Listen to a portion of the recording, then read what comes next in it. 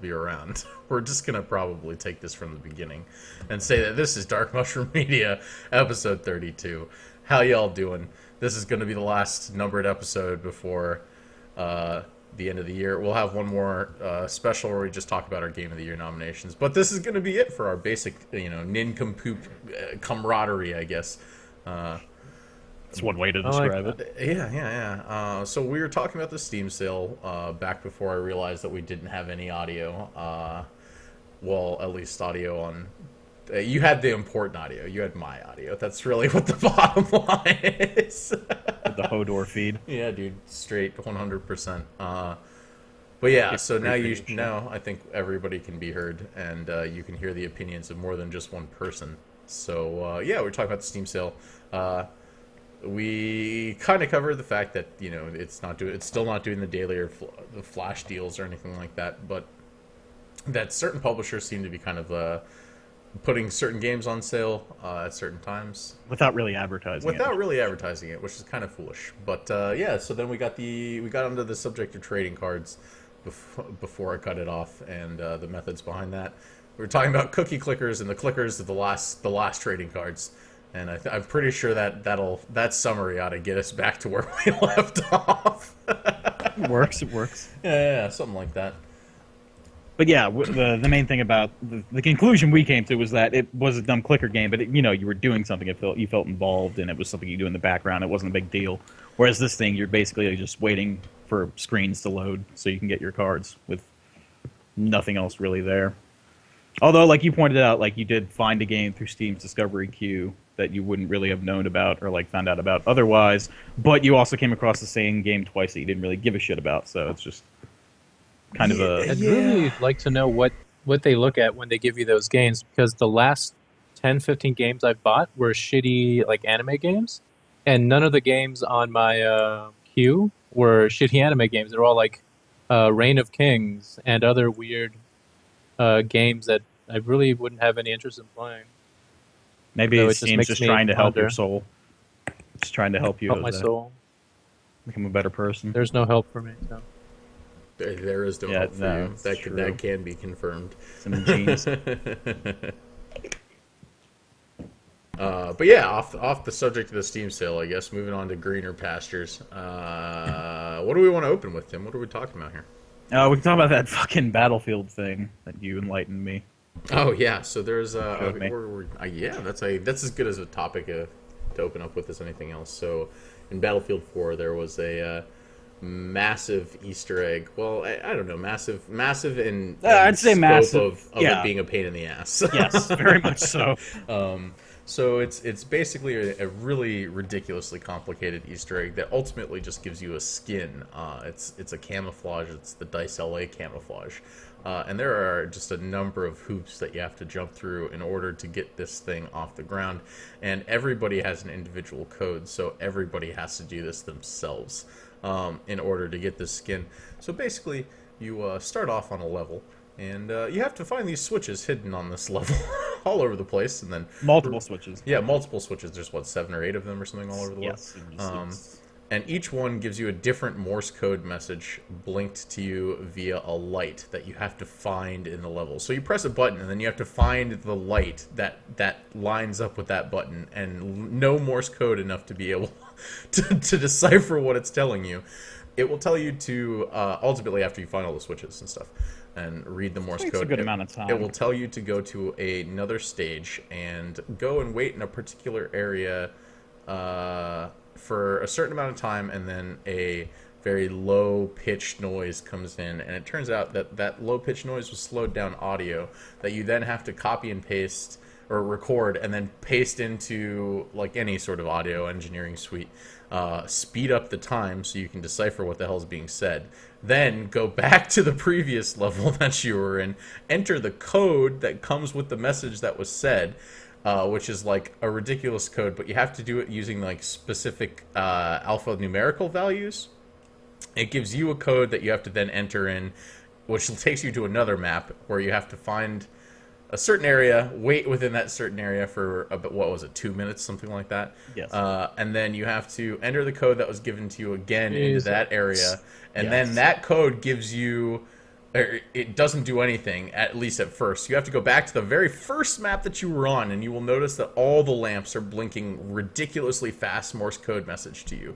That is your personalized code that you then turn into another stage in order to get the Dice LA skin. Apparently, the reason it's so complicated is because it was pretty much strictly just for Dice developers. Yeah, it was the LA branch. Yeah. So.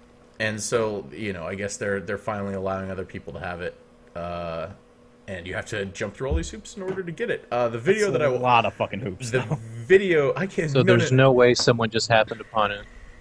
It's like some employee told them about. No, they this cool Easter egg. The video of the guy that released it, like he had things mapped out on paper, like specifically like that he had drawn multiple maps. That was hard to say. Multiple maps in order to decipher all this, and then mapped everything out in Morse code, and then figured out the alpha. Like he had just like pages of paper just laying all over his. Yeah, you could tell throughout the video that this dude dedicated a solid chunk of his life. Oh my god, dude! I want to know. I really do want to know how much time it took him to figure that out. And just what a bro, dude. Honestly, like what a. Can we just give this guy a round of applause, man? Honestly. This guy figuring this out and figuring out what it ultimately did before anybody else could, and explaining it in a way that actually made sense. It still sounded like a pain in the ass, and I'm never gonna do it. But well, the dream would be if like someone saw him with the skin and like reported hacks and his account got banned. That would be the perfect ending to this saga. And then he kills himself. Obviously. No. We can't have anybody killing themselves. No, not that. Gotta get them Twitch views, bro. Will that get us the Twitch views? Is that the key? I'm pretty sure Twitch streamers are down. That's called cyberbullying, and I think you can go to jail for that. I think cyberbullying is. I think on Twitch it's just fucking a normal Tuesday it's evening. like one of those double speak terms that we were warned about in 1984. Like, It's not that far fetched. It really is, dude. PC culture, man. Anyways, awful thing.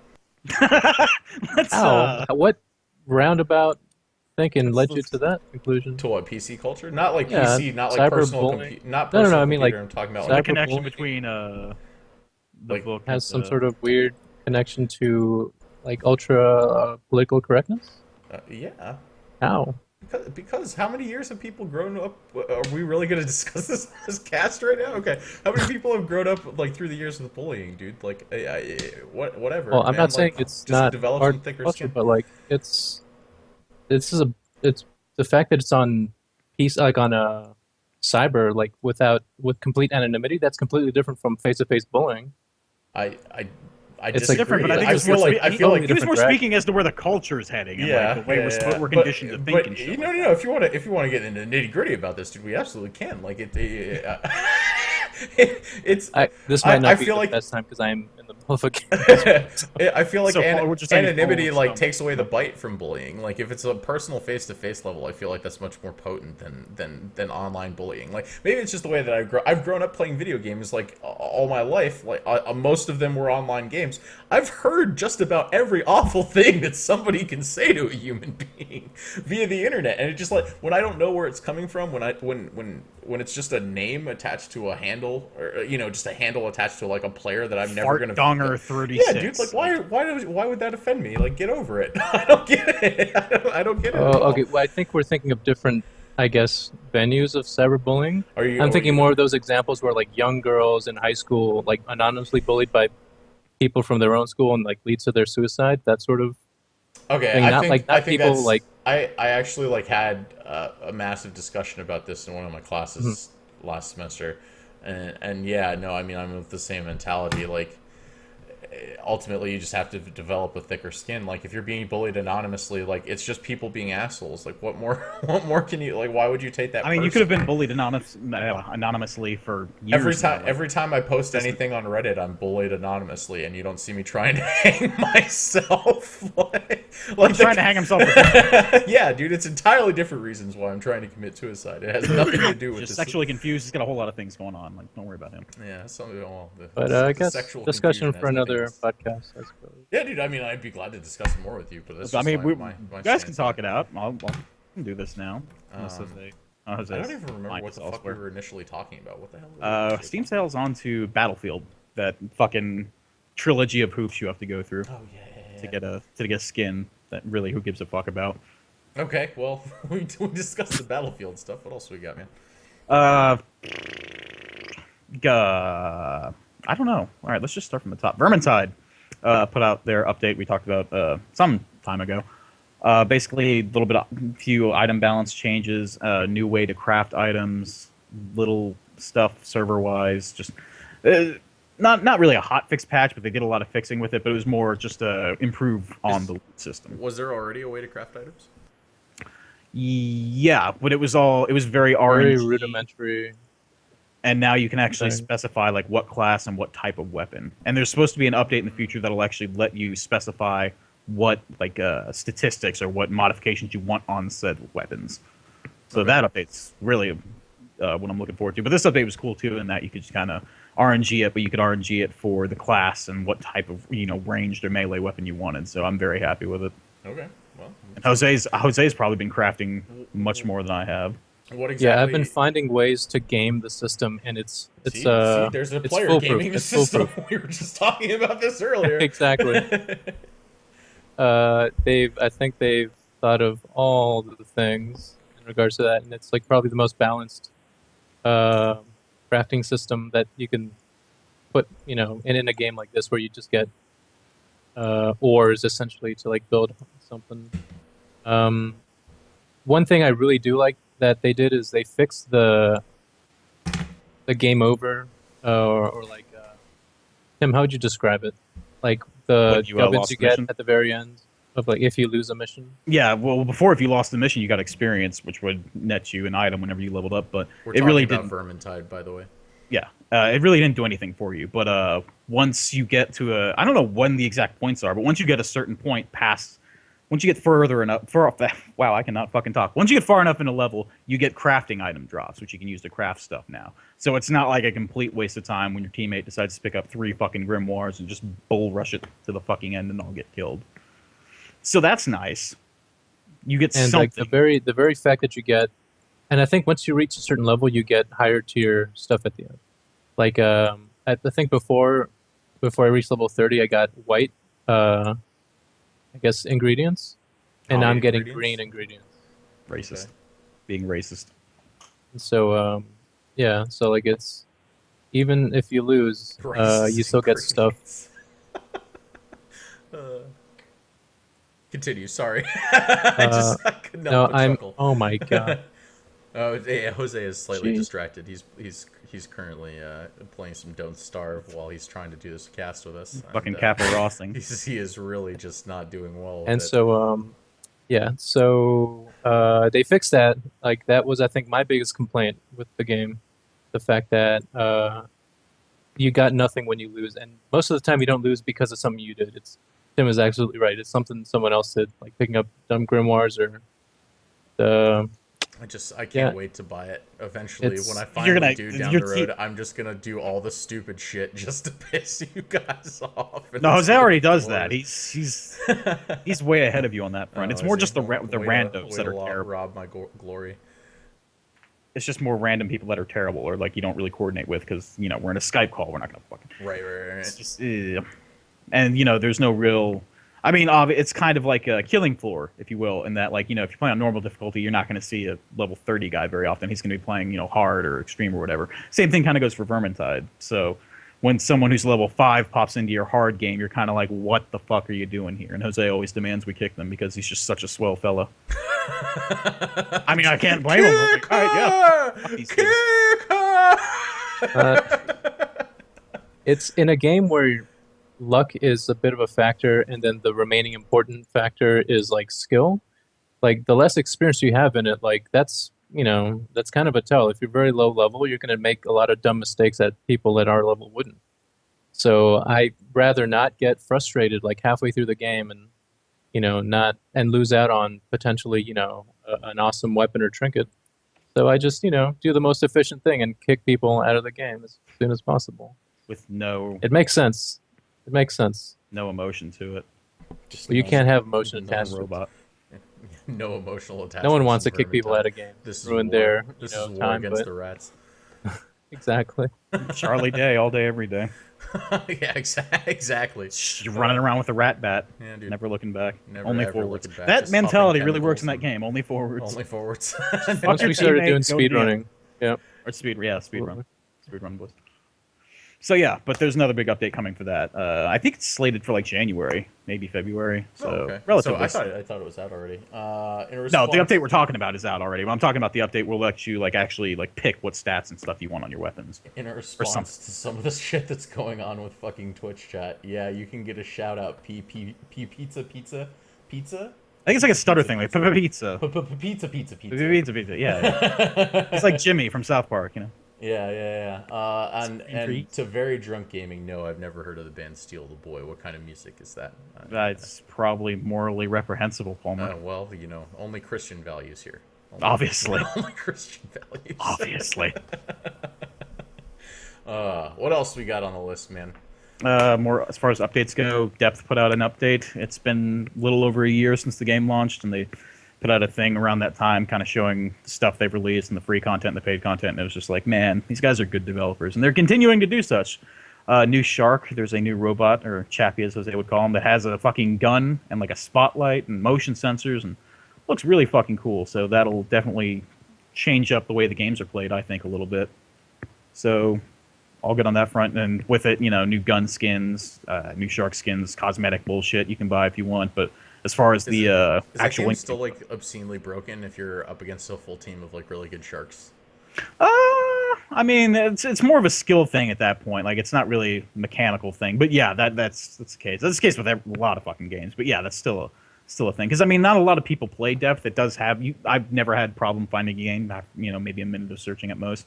But there are it does have a dedicated community of veterans that will just absolutely wipe people like me that come in and play it once every few months. So. No, But I mean, kind of things to be expected with small indie game communities like that. Yeah. It's always a little disheartening when you read off like the Steam charts of like people playing Depth, because that game should have way more players than it does, even like at the height, like on the weekends. Hey there, Dr. Abs of Steel. How you Dr. doing? Boomer Bust. Dr. Boomer Bust. Yeah. Let me think. When we did the last cast, we didn't even I'm trying to think of like all the stuff that's happened, because we did a Dota cast last week, right? That was what we did last week. That was 2 weeks ago. We did Vermintide last week, I think. Oh, okay. Yeah. So have we even talked about any of the CS:GO stuff that happened? The OP pistol. CS:GO stuff? No, I don't think we actually covered that. Well, none of us even really play CS:GO, but we do have to talk about the OP Magnum, I suppose. Yeah. That was nerfed after a few days. And... At 2 days, dude. After the patch 2 was days. released, 2 days is what it took for them to release a ridiculous nerf to one of the most ridiculous weapons. I've heard everybody pretty much compare it to when they released the shield in 1.6, the Riot Shield, and how much everybody fucking hated that thing. It seems like every time they try to play around with the Counter-Strike formula, they end up just releasing something that just is way needs a too nerf fucky. immediately. Yeah. They did nerf it. I mean, yeah, 2 days. I mean, Counter-Strike's a wildly popular game for Valve, which in fucking PC gaming is huge. Yeah. So I guess it makes sense. But just the fact they were like, oh god, we gotta fucking fix this. Everyone hates us. And they Yeah. did. Oh, So they don't personally Dr. Sorry, go Abs ahead. is a huge CS:GO fan, apparently. What are your thoughts on the new weapon? Both pre the nerf and after it came out. I guess I haven't really heard too many complaints since the weapon No, got after they nerfed. nerfed it, I haven't heard a fucking peep about it. So yeah, it'd be interesting to hear your thoughts on it, Abby. We'll see what he has to say in a minute there about it. But yeah, I mean, it just seems like why would you even want to add something like that to the game? What purpose does it serve? Adding some type of 'cause- newness to fucking Counter-Strike isn't a bad thing necessarily. I watch a fair amount of competitive CS:GO, on Twitch and stuff, and I don't play a lot of it, but I enjoy watching it. And it seems like you've got those rounds where you what are they called, economy rounds, where you kind of just save what you Save can up, yeah. and just buy a decent pistol and body armor and hope that you can wipe the team in an effort to be able to buy better stuff the round after that.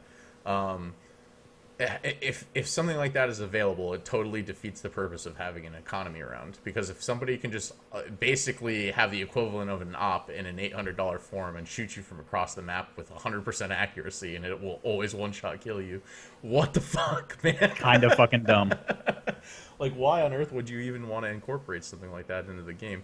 But yeah, I mean, since, like I said, since the nerf came out, I haven't heard nearly as much bitching and complaining. But maybe the community is just accepting it for what it is. According to a young wrestler named Isaac, it got nerfed. I can't remember if he said it needed another one, but it seems like all the Jimmies have been unruffled in that front, and as far as that goes, but they might still do some balancing with it. Well, I think the thing that I found the most absurd about the whole situation is not only did they release this pistol that is absurdly good, they nerfed the core weapons that most players use in the game. So the M4, the AKs, like what they had a bigger spread, right, and like a huge reduction to movement or accuracy when moving. And they already were pretty inaccurate when moving, so having a bigger one just makes it impossible to hit anything. Yeah, in a firefight, everyone's just crab walking, so they can hit you with their fucking rifles. And if it got worse, like Jesus. Yeah, I can't even imagine. Let's see here. Shoot, I hate it. Make almost all my own guns, but I've spent over $200 on that game. So, are you at the point where you just like won't even, I guess, stop playing it because you're just too invested in it now? Or like what are you? I really want to what do people do with that gun now that it's been nerfed? Like, is it still really purchased? Do you still deal with it all the time? I don't know. I haven't seen it a lot in competitive. It doesn't really seem to get used that much in competitive yet. I think it's more. It's probably still used in like everyday Counter-Strike just because it's a new thing. I mean, yeah, it was fucking rape cannon before, and now it's been nerfed. But just like I haven't played Counter-Strike in forever. I'm sure there are people that casually play Counter-Strike and leave it for a while and come back to it. So I imagine people that have been coming back to it or will be coming back to it will still like check it out.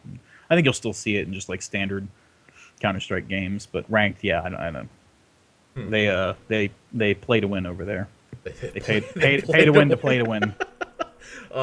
Another huge topic that we really haven't had any time to discuss at all was that Dota got a massive patch, ginormous patch, to the point where it is almost an unrecognizable shell of what it formerly was. Yeah, I'm running around in the desert. There's all these new ramps. Like, it's not. I don't know what's going on. The entire map got not the entire map. The Radiant side of the entire map got completely revamped. So camps are in entirely different places now. There are multiple new paths that you can go through, and they changed the dire side a little bit.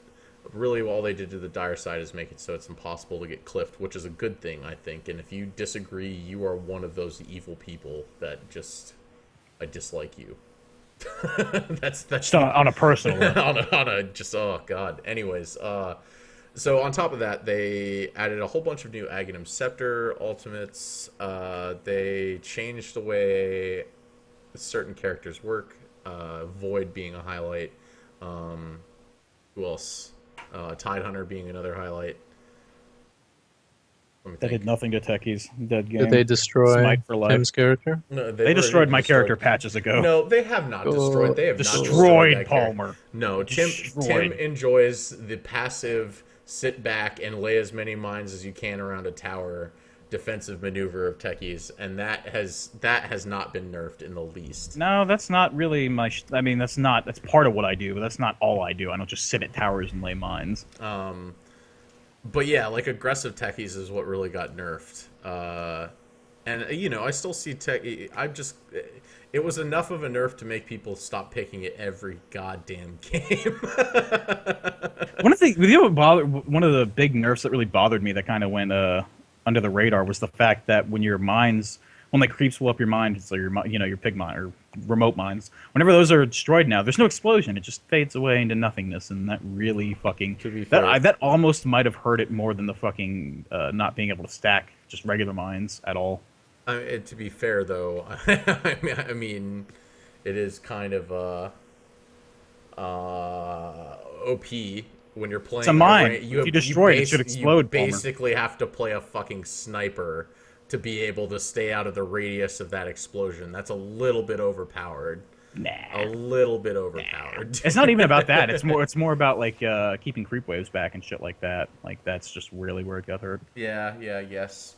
I mean, like, as long as it makes your team it forces your team to make sure that there's detection around mines at all times. That's basically like what it comes down to, and that, I don't know, that's not too big of a deal. I don't know, like, my problem with when techies was picked all the time was, like, people were picking techies that had no idea how to play techies and were awful I think at people techies. that play Dota play their heroes and have no idea how to play their heroes. More often than not, I would say. Well, yeah. I think that's a fair assessment. Yeah, it is a lot of the time, that's true. But when somebody picks the techies, you're at a serious disadvantage if they really don't know how to play techies.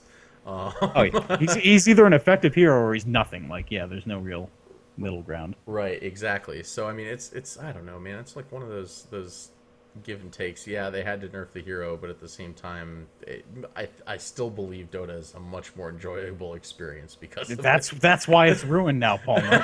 Dota shouldn't be enjoyable. It should be miserable. So yeah, you know, like some of the other changes that hold on, they added a whole bunch of new items. We have Dragonlance that makes ranged heroes have even farther range. There you go, Palmer. There's your mind problem solved. Yeah, I mean, I guess so. I do like that jungle item. I forget what it's called. Oh, the new claw. Yeah. The golden claw or whatever the hell it is. Yeah. Or golden talent or something like that. I don't know. Anyways, yeah, that item's pretty good. I built it on anti-mage earlier today because I was slow to get a battle fury, and it actually helped me recover pretty damn quickly. So yeah, that is a really good item. What else is there? Aether Lens, I think, is the big one that everybody seems to be trying out on absolutely every hero. So it's 3 pieces. It's a ring of regeneration, a energy booster, and cloak. I can't remember. Magic cloak. Cape. Yeah, whatever it is, the base item that only gives you like a certain amount of resistance. Oh yeah, it's just a cloak. Yeah, just the cloak. It's those 3, and it increases your cast range, gives you bonus life regeneration, increases your mana pool, and I want to say gives you resistance to magic as well. It's a pretty core item now on pretty much every support, because of the fact that it increases your cast range up to 250 units, which is fucking crazy for people like Rubik, because now you basically just don't need a blink dagger on Rubik. you can just be walk away, a clear screen away from somebody and steal a spell, which is pretty goddamn powerful. And for Rubik players or people like me that love playing Rubik, it's pretty incredible. The other big person that seems, or hero that really seems to help is Pudge, because that hook distance is just ludicrous. And the you know, all the other bonuses are pretty good too, because it gives you the magic resistance and all that stuff, which helps you with rot. But the other big thing that's going on with Pudge is the fact that Ags now reduces hook cooldown. So it's 4-second hook at max level. It's just Hook City, boys. Yeah. Just people hooking everything, left and right. And, I'd be curious to see the percentages. I guarantee you that the amount of Pudge hooks landed has just dropped significantly because people are just so fucking hook happy now. They can throw that out every fucking 4 or 5 seconds or whatever. You're probably right. I mean, I've been playing a shitload of Pudge since this new patch came out, and I've finally getting to the point where I'm pretty good with him now. And yeah, that Aether Lens is it's a must buy every time, absolutely every time. Because I mean, nobody expects it when the hooks are that long. Nobody ever expects it. Nobody anticipates that hook coming. Not a single person.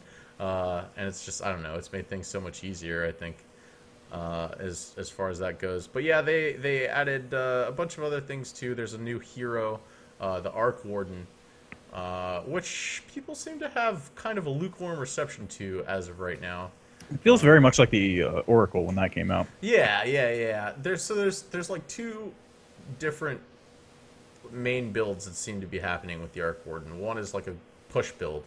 The other one's a farming deal as much burst damage as you possibly can build. So basically, the Arc Warden's whole shtick is his ultimate allows him to split into an exact replica of himself. So he gains everything that your character already has on it, and it loses all the cooldowns that are on the items that you have in your copy. So people are either buying like or like having a Necronomicon and then splitting up the hero and then using both Necronomicons to do massive pushes in lanes, or going Dagon and E-Blades and just having constant magic reduction and burst damage as much as possible. Although I did see an interesting one the other day that somebody just got two Midases, or got a Midas, Boots of Travel, and 4 Rapiers, and just split the hero that way, and basically it didn't matter, like no matter what, people just couldn't stand up to that much damage. I'd like to see someone build a fucking, if they got enough farm to do a refresher orb on it, just to see like. Actually, that's pretty standard on him too, because like you make a clone, you refresh, you make another one, and there's just an army of you. What I've seen people like using it for is like refreshing all their items. So all of a sudden there's 4 Necro books, or there's 4 Dagons, and like that's where it gets kind of silly. A little bit silly when all of a sudden you see 4 waves of Necronomicon level 3 creeps coming at you, and you just really have no idea what to do about it. Raptor Gaming. Yeah, exactly. So yeah, the hero's interesting. The new meta is definitely still trying to settle down and figure out exactly what's going on. I have not seen a single Void pick since this patch came out. I think Sam was telling me the other day that he ran across... He played a game with somebody playing Void, and Void is just a completely different hero now. He's no longer a hard carry. He's more of like a support, set up your team type of thing. He's like Magnus pretty much now, because he lost backtrack, so he no longer has backtrack. Say goodbye to backtracking ultimates, boys. It's not happening anymore. He has a new AoE ability that at max level basically covers the entire screen, but it stops people's spells from having a cooldown for like 15 seconds. So basically, while they're in the radius, or like if he has to like basically queue in, so time walk in, and then cast this. You press this button, it releases an AoE around him, and so it doesn't do anything if people have already casted spells. Or haven't already casted spells. So for instance, like say he time walks into Alina, and Alina has the full amount of spells still on her. She can still use all of those spells, but as soon as she does, they don't cool down for the duration of that AoE. Okay. So she can, like, you know, Dragon Slave you or whatever, and there will be... It will be stuck on cooldown for 10 seconds. But if she walks out of said AoE, does it start to recharge, or is it just that set time? As long as she's hit by the AoE, it's for 15 seconds or something. Okay. Something like that. That's an interesting ability. Yeah, it is pretty interesting. So it makes him really more of like a lockdown hero now. Like basically, the way that I would imagine that he would be very effective now is if you're dealing with a ranged team. Like I feel like he would be really good with Sniper. If he can lock down everybody for you and prevent them from casting spells, then the Sniper can just rain hell from far away and not have anything to worry about. So I mean, like, there's a number of instances. I feel like pretty much any time you're dealing with a team of a lot of ranged heroes would be very effective, and other heroes that can kind of like build off you trapping them in place. So anybody that can, you know, like Warlock or OD or anything like that would all be interesting. Also, OD is pretty OP now, because Astral Imprisonment doesn't take intelligence anymore. It deals damage, and his Q, his auto cast ability, is what drains intelligence now, which is a little interesting. Yeah, I remember that his ult doesn't take intelligence. I didn't realize it dealt damage in its place, though. Yeah, it does. I think at max level it does 300 damage now in its place. But the Q, the auto cast ability, every hit drains intelligence now. Sounds fun. And so, you know, all he has to do is just get a few hits at the beginning of a fight and then turn around and cast Astral Imprisonment, and it doesn't really matter how much intelligence you have, you're still fucked. You're a dumb motherfucker all of a sudden. Yeah, exactly. It's interesting kind of seeing how things have changed. I'm really digging the patch though so far. As much as it's been disrupting everything, I'm really enjoying it. After getting used to the new items and kind of like finding those 5 heroes that I'll constantly play, and rotate out depending on the situation. It was just the refresher that I needed in Dota to really get me entertained again. And I've also noticed that this patch, its meta has made the people that I play with significantly better. And I don't know if it's just because like the hero pools have rotated now, or like what it is exactly, but like I'm winning a lot more games, and my MMR is just like going right up. So I don't know. Take that as you will. I'm not really that good of a player. I would say I should be 3,700 or so, but I just got to like 35. So I don't know. Take that as you will, but that's basically my stance on the whole patch. I'm enjoying it. I'm having a lot of fun with it. I actually played Dota again, so I guess that means I'm all right with how things are unfolding. I hadn't played in 3 months, I think, on the day, which is probably the longest period of time I haven't played Dota since like 2012. But yeah, with all the new items, new hero item changes, boots like reduced speed. There's just so many little things that have changed in the game. Of something I know very much about because I've dumped almost 2,000 hours into it. It's nice to have the meta kind of thrown about like that every once in a while, let it settle, and then do the same thing again. Yeah, yeah. I mean, I really hope that they continue to do this. I know they said they were going to do a major patch before every fucking major, but I feel like the last one wasn't quite as much of a shift as this one is. The last one just kind of added more Ags ults or Ags scepter upgrades, and yeah. That was really kind of about it. They changed like a handful of heroes completely, but like not. I don't feel like it had as much of an impact as this patch has had. Maybe it's the combination of the map changes and stuff too. I feel like farming in the jungle is a lot easier now too, on the Radiant side than it ever really was before. That one camp by the secret shop is nice to have. Yeah. See, like it gives. That's the other thing. Like, it gives offlaners now an opportunity to be able to pull and still obtain farm when they can't get it in lane. Yeah, exactly. Like if you're getting dicked in lane, you can pull and you can get that camp relatively safety, or safety, or at least safer than you could, trying to do anything in lane. Yeah. So it makes things. I don't know. I think it's a good change. Good changes all around. Disappointed. I think in Arc Warden, I wish it would have been Pit Lord, but. I think everyone wishes it would have been Pit Lord. But, Arc Warden, I guess, is a step in the right direction. Now we can expect Pit Lord sometime at the end of 2016, probably.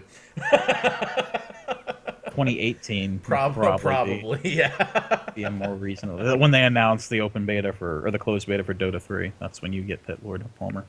Yeah, hopefully. One day. Valve time. One day. Let's see here. I'm going to move us on to.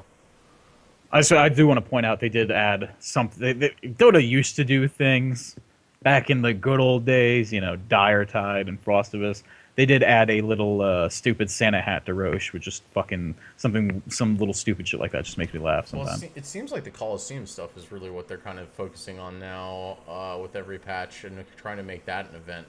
The new Coliseum mode is actually a lot of fun. If you haven't played that yet, you should check it out. Is that the 3-on-3 thing we were playing? Well, that's Overthrow. The Coliseum is right. teams of 5-on-5, and it's basically capture the fucking hill. It's great because it forces all teams to fight at all times. There's multiple territory points that you have to hold. It's a mod basically. Yeah.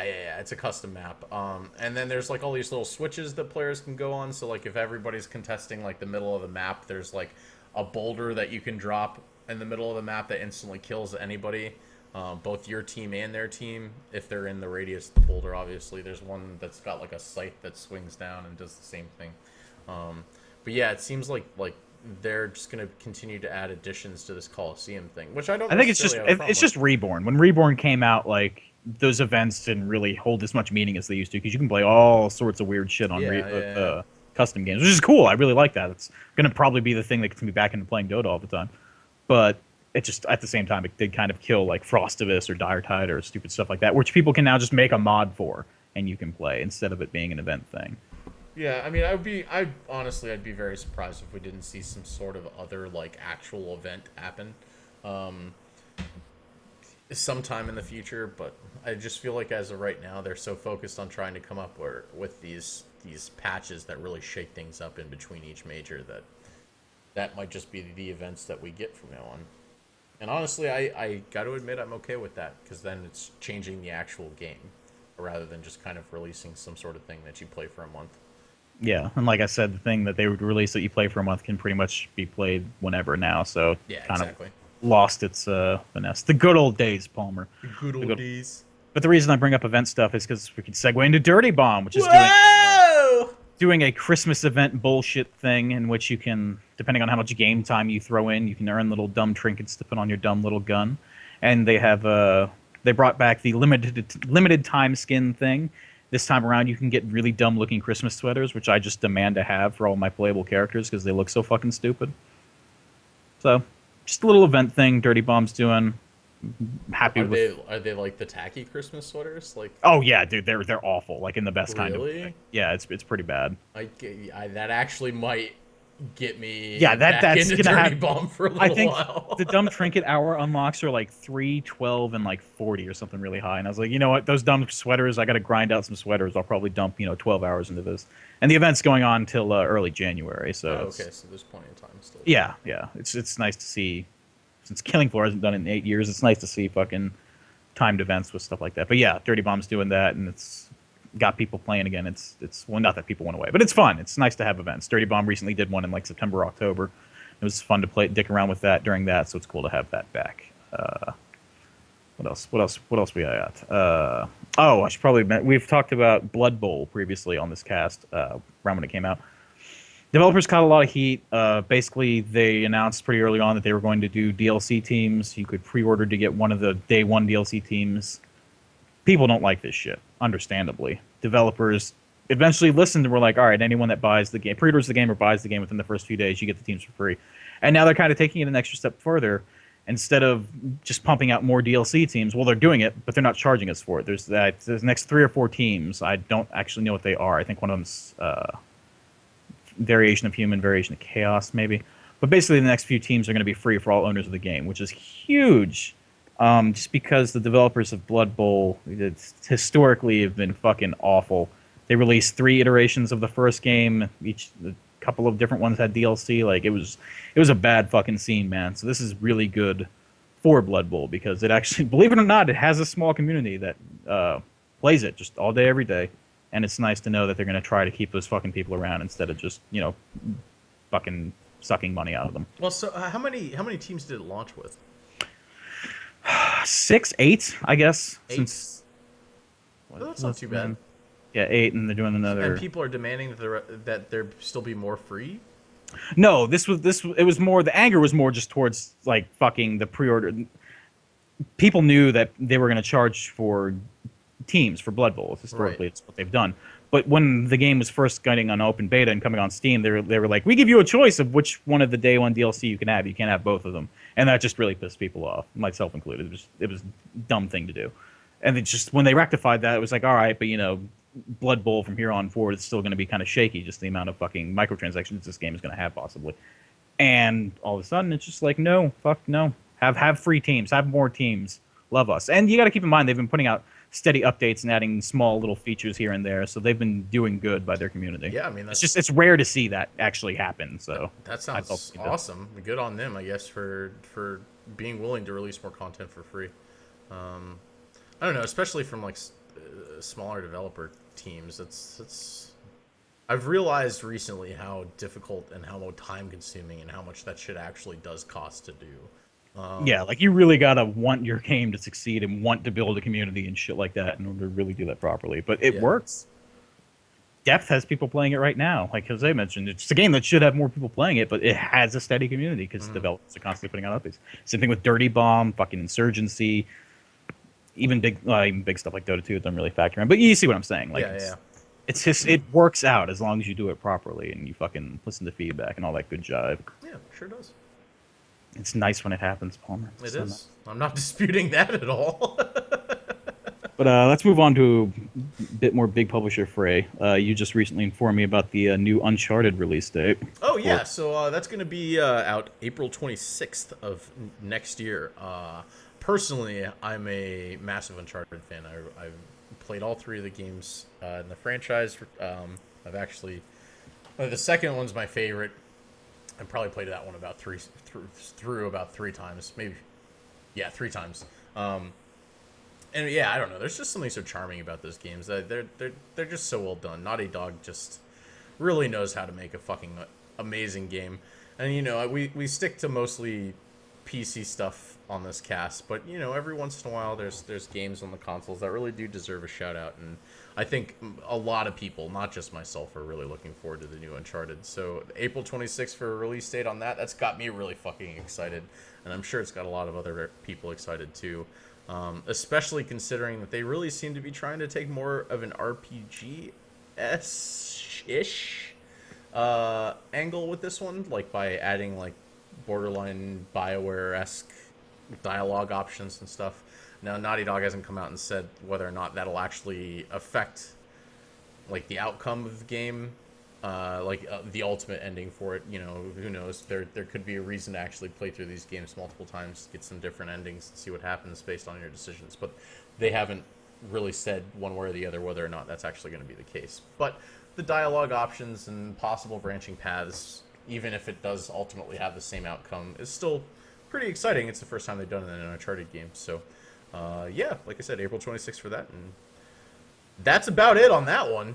Yeah, I played the Uncharted 2. I played Uncharted 2 for like 10 minutes back when I worked at GameStop. But I was like, back when those games were coming out, I was always more in the 360 side of the fence than PlayStation. But I always had, even then, you had to have a certain amount of respect for those games just because how well they were received. How much people loved them. And when I worked at GameStop, how much they would come and go constantly. Like, yeah. So it's pretty good. I'd like to see them ported to PC. I really don't want to buy a goddamn PlayStation to play some of these Sony's exclusives. Well, but, you know, they had Helldivers ported over to PC recently. Yeah, which I still have barely touched. And you know, we can sort of use this to segue into the whole Kojima thing. We could, Palmer. We could. The Sony, I don't know if a lot of our people, just in case you don't know about the tumultuous past with Konami and Kojima. Kojima has officially left. He is no longer a part of Konami. They left. I think he set a few fires on the way out. Yeah, too. dude, they left on incredibly bad terms. To this day, there's been so many rumors that I've read as to why things got ugly there, but nobody actually knows. I've read stuff from Kojima slept with Konami president's wife to, you know, just like other random shit. I really hope that's true. There's not a shred of evidence to back up any of these claims. So there's nothing, you know. I read one that was so ridiculous that like he was taking care of somebody's baby and they got really ill while it was in his care. And I was just like, what? This is a rumor, really? Oh man, the rumor mill is just a churning on this one. Guy behind Metal Gear, if he wants to sacrifice a baby to the Dark Lord, dude, you know, exactly. Let him at it. But he's anyway, earned that. So, you know, when they did that partnership, Sony came out and said, we will be, you know, partnering with him. He's going to do his own studio and everything. We're going to be publishing these games, but they will come to PC after a timed exclusive.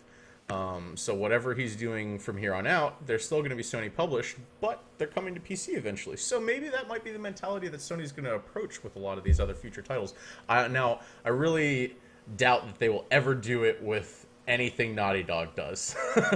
No, yeah, I agree with you on that. So, you know, be aware of that, people who are crossing their fingers and hoping that maybe years down the like once the Halo games start coming to PC and like, you know, Killer Instinct finally once more Xbox games makes their way over and, you know, generates revenue doing that, Sony might be like, maybe we should take a piece of that or try to get into this. But yeah, for the immediate future, I have no illusion whatsoever about that happening. But it seems like they're open to the idea of doing that in the future. So maybe we'll get stuff on PC from now on. I don't know. We'll see. In a future where consoles don't exist anymore, where they've cut up to PCs and are just, you know, kind of Where they are just PCs, you mean? Where yeah. consoles are just PCs hooked up to We TVs? Borg now. Yeah, exactly. But yeah, it's exciting to see that Kojima's moving on to greener pastures.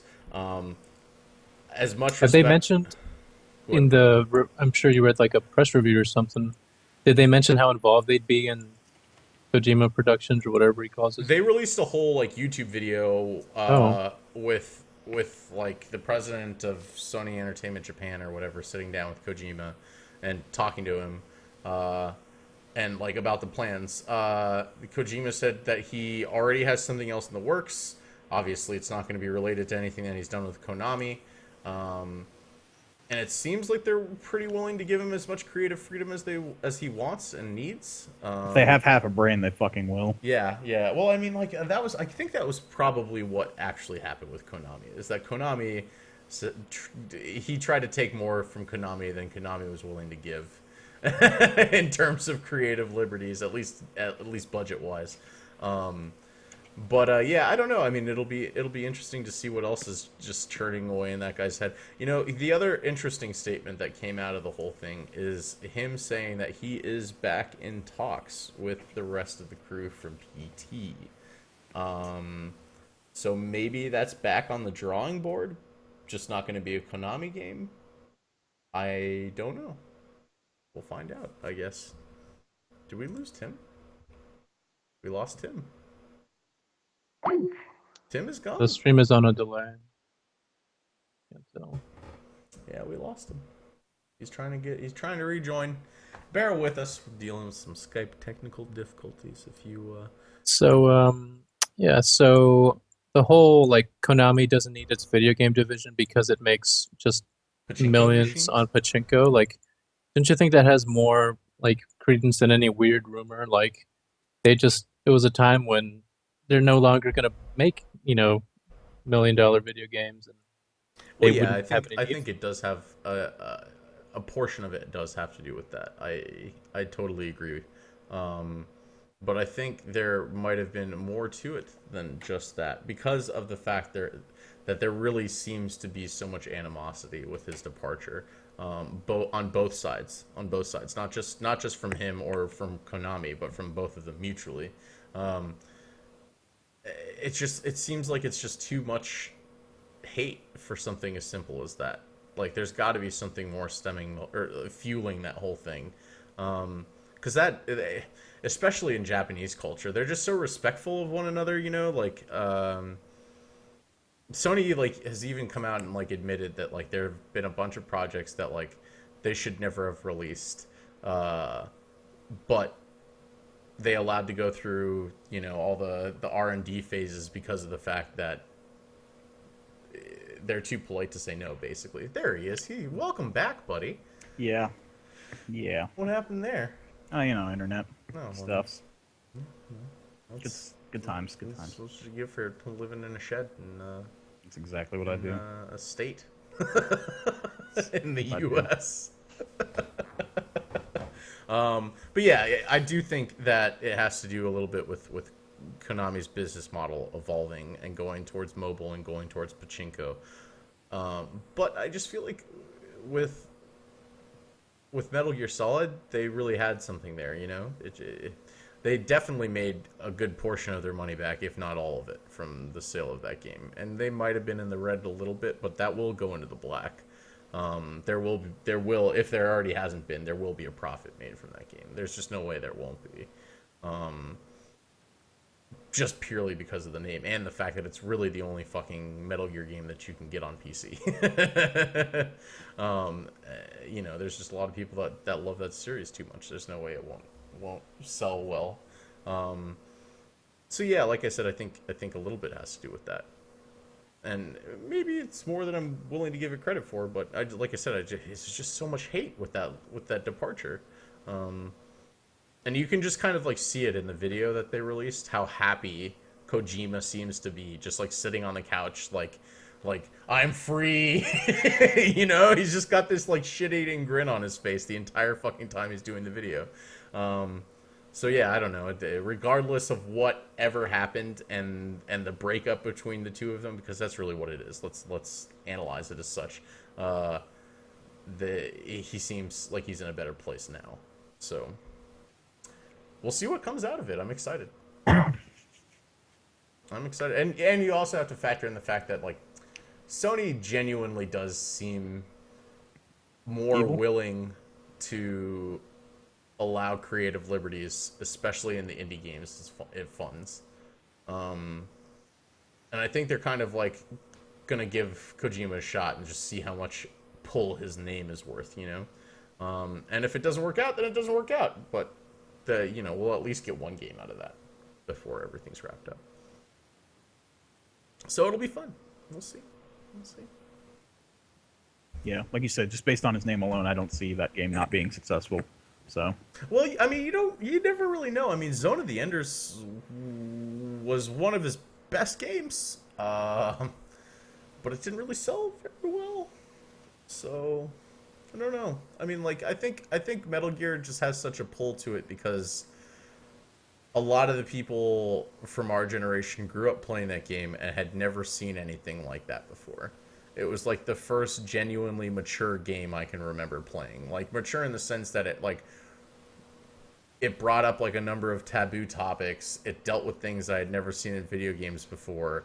It had really elaborate cutscenes, a plot that like was very story driven but still very action oriented, and some of the most memorable boss battles that you can possibly that I can remember, dude. Like, I remember Ocelot losing his hand. I still remember taking on Psycho Mantis. I still remember the first time I fought Sniper Wolf. Like, that game. I remember breaking my controller trying to save that woman. Oh, and the torture? When you're in the torture room? Yes! I legit broke my controller doing it. I had to buy another one that had a turbo button so I wouldn't break it. Exactly, dude. Like, yeah, that game was purely the reason I had a turbo button on my controller. Like, I couldn't believe it. But yeah, I mean, like, I think that game was just so special and all-encompassing and such a...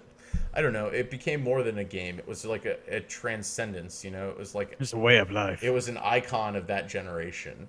And I think because of that, that series has more pull to it than anything else Kojima will ever do. But his name will still definitely bring in big numbers.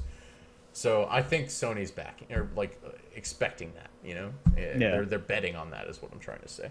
It's a smart bet. It is. I think so too, man. And I mean, honestly, if any bet that will allow us to see more from that man's head, pure madness. Yeah, dude, it really is. It's just it's a clusterfuck of possibility. Is really what it is. Whatever comes out of him, it's guaranteed to be creative at least. How about that? I think everybody can agree there. Yeah, as long as he gets a team up with Guillermo del Toro. On anything. He's talking about it again, man. So, I mean, I don't know how much credence you can really give it. The Silent Hill thing. Yeah, I don't know if it'll be something else, but they're apparently in talks again. So maybe that's what it'll be. Maybe Sony's going to fund PT. Maybe we will finally actually see PT just under a different name. Wouldn't be awful. Yeah, I'd be okay. Be nice to see it. 100%. Just see it fucking, made. Yeah, I mean, completed. Honestly, I'm not really sure how you can develop something that you don't own that's going to fuck with your head more than that demo that they released. I can't. Yeah, I don't think it would live up to the expectation in that front, at least throughout the whole game. That'd be like psychological torture at that point. Yeah, pretty much, dude. Just to subject yourself to like 16 hours of that. Of nothing but stuff like that. Yeah, that would just be I'd descend into madness, dude. Fucking Lovecraft book all in one. Exactly. Let's see, what else do we have on the list? I think we've gone through the list. I do want to bring up the fucking Halo Reach got backwards compatibility, but the port's a little screwy. Screw you, say. Frame rate issues, some AA issues, but aside from that, holy fuck do I love Reach. I think that was the last game, in my opinion, that was like a fucking like amazing Halo game. Like after that, not to say Halo 4 or 5 were bad, but like they weren't like fucking 9.5s, 9s in my head. They were close to it maybe, but just it felt like the last really good fucking oh god, this is fucking great Halo game. And not just because it was developed by Bungie, even like the DLC maps that 343 put out were fucking great. It was just a fucking great game, and it's really nice to be able to play that shit on my newer console. and still earn achievements and still have my rank and all that good stuff. So backwards compatibility is So fucking great. now that I still have yet to even try to use anything backwards compatibility. So is it easy? Do you have to install the game still, or does it just read off the disc? Well, if you have it digitally, it's just automatically it pops up in your library. You can install it. With disc, you just pop the disc in, then you install it. Oh, okay. So you So still have to do the install. Yeah, you still have to do. Well, yeah, you have to download it and install it, but pretty easy, no problem. Like I said, the port's a bit fucky, but the Gears ports were a little fucked up with frame rate issues when they first launched, and they were fixed relatively quickly. So I'm hoping that the Reach frame rate issues get fixed relatively quickly, or Have they Halo mentioned 5 comes in a co-op mode. anything about the next wave of backwards compatible games? Yeah, I don't know them off the top of my head, but they have put out a few. I don't know if they're at the point where they're just released another wave like a few days ago. Yeah, Halo Reach Days was in the last one. that was like last week. Oh, It was- okay, maybe. There were a lot of games. It was about a dozen, over a dozen. They've announced another dozen or so, but I don't know. I think some games are just kind of popping out without any announcement, like Golden Axe and shit like that. Like when one day I turned on my 360, I was able to download Golden Axe. I was like, what the fuck? I mean, yeah, it's like a fucking 2 MB game and easy to port or whatever, but a lot of littler stuff just will seemingly pop up on my shit without like a big wave announcement or anything like that. So I just can't wait I'm not for entirely sure how. Explosion Man. Explosion Man. Yeah, dude, I loved Explosion Man. Explosion Man was so good. What about Missplosion? I didn't play it. I just played Explosion Man. You're a sexist, can't confirm. Yeah, well, call me what you will. I am what I am. I am what I. No, I'm not sexist, dude. I just I don't know. I at that point the train had left. The part of the station. He said fuck it and took a bus. Shadow Complex came out, I think, and that just changed my perception on what an arcade game should be, or an Xbox Live arcade game should be. Yeah, I guess that Explosion, the first one was pretty early on. Yeah, it was like one of the first Summer of Arcade games. Yeah. I think it came out around the same time as Shadow Complex. I think Shadow Complex came out like a month after or something. Yeah. This was the Summer of Arcade bullshit. Yeah. And then what else? What we got? There was like Ninja something. Oh, the Turtles game came out. Not in time, though. Yeah. Or was it in time? No, it wasn't time. It was like a remaster of it, but it was awful. Yeah, well, it wasn't awful. It just wasn't particularly good. Yeah. It wasn't awful. It was worth playing if you had that fucking cartridge. But yeah, you know what I think? I think it's interesting looking at how well received it was when Xbox announced that the 360 backwards compatibility was coming, and now Sony is now trying to produce something similar, except they're doing it with PS2. Because they can't do it with PS3 because the PS3 architecture was completely different, which is why so many devs, like third-party developers, had problems developing for PS3 and why there were so many frame rate issues because it was using a fundamentally different processing system. And so far, I guess they just can't emulate it, or at least they can't emulate it effectively on PS4. So they decided to bring over the PS2 backwards compatibility, which honestly I'm okay with. That sounds like a great thing. I think I enjoyed more PS2 games than PS3 games. Yeah, It's just at the point where, like, if you got a PS2 game 15 years ago, it's just, well, I guess it's probably going to be the same thing where you just install it. You don't really have to run it off the disc. I'm just thinking about disc being beat up and shit like that. So it's still going to be just the install if you own the game? That's what we're doing? No idea.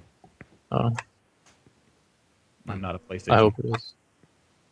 No, I don't think they've gone into details about it yet. Yeah, I don't think so either. They just announced that they were doing it. So yeah, we'll see what happens with I'd that. assume it would be a similar system like that. Yeah, it would have to be in order, just purely for ease of use, I think. Yeah. But that'll about wrap up episode 32. Do we have any Twitch comments or Twitch chats things that we need to address before? No, You never acknowledge. We had a few Twitch. comments on CSGO earlier. Did we address those? Well, Palmer was talking with that person as it was happening. Yeah. While you were playing Don't Starve. Exactly. But yeah, that'll wrap up episode 32. Go ahead and call it quits there. And thanks for tuning in. I hope everybody has a good holiday season, and we'll see you before the end of the year with a new Top 5 games of the year. Games of the year episode. Each one of us will have 5 games and maybe a couple extras that didn't quite make the list. and we'll discuss why there are top 5. And it's our top 5. Like it's going to be our top 5 games, not necessarily like critically acclaimed, just like what we played and what we really fucking enjoyed that came out in 2015. So. Yeah, absolutely. All right, everybody, take care. We'll see you for the top 5 games episode next week. Peace. Bye-bye.